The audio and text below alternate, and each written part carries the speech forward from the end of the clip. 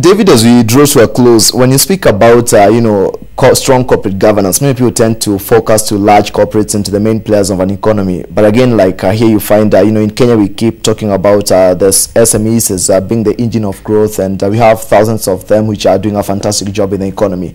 How does their risk profile compare with the large corporates, in a special caution for small SMEs as compared to the big guys?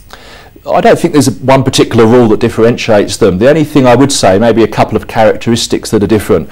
The first one is in smaller enterprises, it's much more difficult to segregate duties, and conflict of interest and lack of segregation is often a very big cause of risk. Obviously, if you have a fewer number of people, it's much harder to segregate the incompatible activities or incompatible duties, where in a larger organisation is a little bit easier. I think also in the smaller enterprise, we often see promotions and appointments at the higher level perhaps are not done so much on merit, perhaps rather more on maybe clubs or assisting your friend, and that is a huge problem, I think, in corporate governance, that people should be promoted, appointed purely based on their credentials and their merit and their skills rather than perhaps who they know. So I think that is perhaps more prevalent in a smaller organisation than perhaps a larger one that has a little bit more of a more robust appointment mechanism and appointing staff and board members.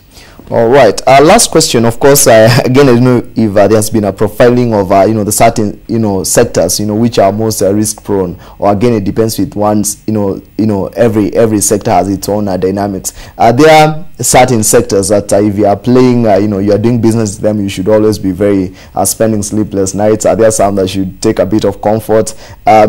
What's your experience? Obviously, being an ex-banker, I would say banking is right up there. The reason is the product we have is what everybody else wants, which is called money. So obviously the prevalence of fraud and people trying to extract value is very, very high. On the back of that, we're also being entrusted with the public's money, which is a huge responsibility. So I think in that area, you've really got to look at the risk management of your financial institution. The other areas I look at is where health is an issue, where it leads to human injury. And a lot of industries are like that, in the construction industry, in the oil petroleum industry, as we've seen with the likes of BP and so on. Those industries themselves, and those that have an environmental impact, we should be asking very big questions around their risk management. And if you look at something like BP and what happened and the massive environmental impact, the public needs to be asking a lot more questions of these organisations that can dramatically impact the environment, impact society, impact people, and dare I say lastly, take money away from us. So there's a lot of those industries.